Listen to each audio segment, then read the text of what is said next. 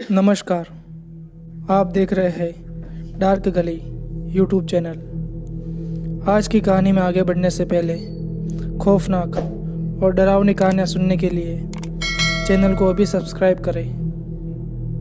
तो चलिए बढ़ते हैं आज की कहानी की ओर।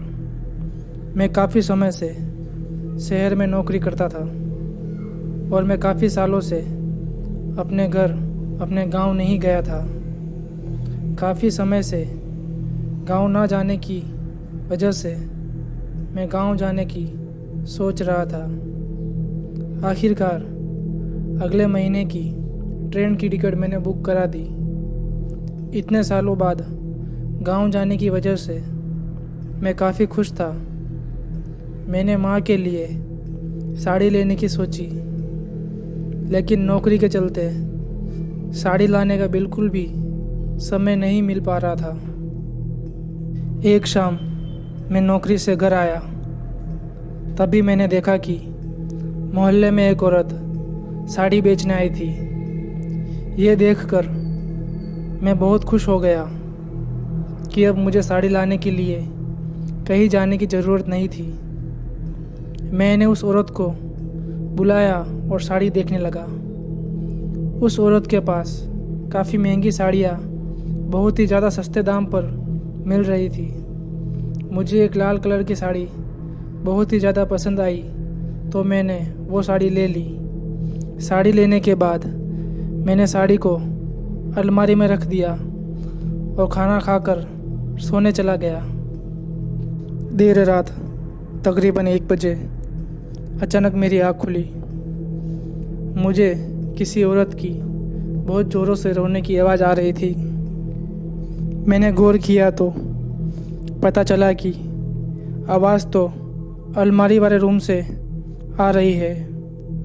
अचानक रात को किसी औरत की रोने की आवाज़ घर में सुन के मैं डर सा गया। मैं डरता हुआ अलमारी वाले रूम में गया तो देखा कि आवाज़ तो अलमारी के अंदर से आ रही है। मैं डरते हुए अलमारी के पास गया और अलमारी खोली तो अचानक से रोने की आवाज़ बंद हो गई। ये सब होने के बाद मुझे लगा कि ये सब मेरा वहम होगा। मैं निश्चिंत होकर फिर से सोने चला गया।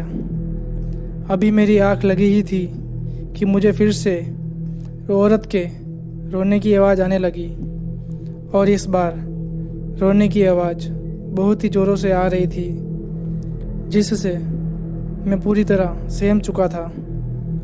और अब यह भी पता चल गया था कि ये मेरा वहम नहीं है।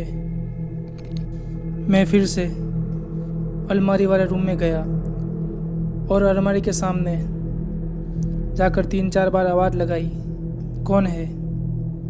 तब अलमारी के अंदर से किसी औरत की रोते हुए खौफनाक आवाज़ आई, ये साड़ी मेरी है।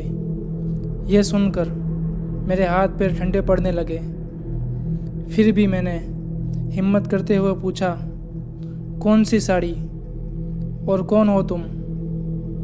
तब अंदर से आवाज़ आई, ये लाल साड़ी जो तुमने आज शाम को खरीदी है, वो साड़ी मेरी कब्र पर से उठाई गई है। वो जो औरत तुमको साड़ी बेच कर गई है, उसने मेरी कब्र के ऊपर से उठाकर मेरी साड़ी तुमको बेच दी है। मुझे मेरी साड़ी वापस चाहिए। इतना बोलते ही वो औरत फिर से रोने लगी और ज़ोर ज़ोर से चीखने की आवाज़ पूरे घर में गूंज रही थी, जिसकी वजह से मेरा कलेजा फटा जा रहा था। सुबह होते ही मैंने पंडित जी को बुलवाया और उनको सारी बात बताई। तो पंडित जी ने कहा कि ये साड़ी लेकर तुम उस औरत की कब्र पर वापस रख के आ जाओ। फिर मैंने वो साड़ी ली और कब्रिस्तान जाकर जैसे तैसे उस औरत की कब्र को ढूंढा और उसके ऊपर साड़ी रख कर आ गया। उसके बाद से उस औरत की रोने की आवाज़ फिर से कभी नहीं आई। उस दिन के बाद मैंने कान पकड़ लिए कि ऐसे किसी से भी कोई कपड़े नहीं लूँगा। आज की कहानी में बस इतना ही। अगर ये कहानी आपको अच्छी लगी हो तो वीडियो को लाइक करें और चैनल को सब्सक्राइब करें।